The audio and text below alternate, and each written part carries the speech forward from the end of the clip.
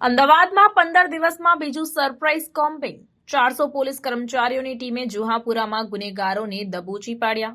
શહેર પોલીસની કડક કાર્યવાહી। જણાવી દઉં કે અમદાવાદીઓની સુરક્ષા માટે સંયુક્ત સીપી અને 3 ડીસીપીની આગેવાનીમાં ઓપરેશન હાથ ધરાયું।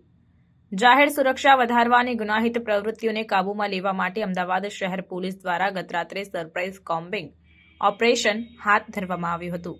આ 15 દિવસમાં બીજું એવું ઓપરેશન છે। આ ઓપરેશનનું નેતૃત્વ સંયુક્ત પોલીસ કમિશનર દ્વારા કરવામાં આવ્યું હતું અને તેમાં 3 ડેપ્યુટી કમિશનર ઓફ પોલીસ અને 400 પોલીસ કર્મચારીઓની ટીમ સામેલ હતી।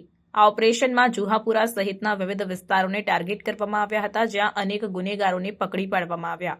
આ ઓપરેશનનો મુખ્ય હેતુ એ છે કે અમદાવાદના નાગરિકો ભય વિના અને વિક્ષેપ વિના તેમના દૈનિક કાર્યો કરી શકે। શહેરમાં કાયદો અને વ્યવસ્થા જાળવવા માટે પોલીસની આ કડક કાર્યવાહી વ્યાપક વ્યૂહરચનાનો ભાગ છે।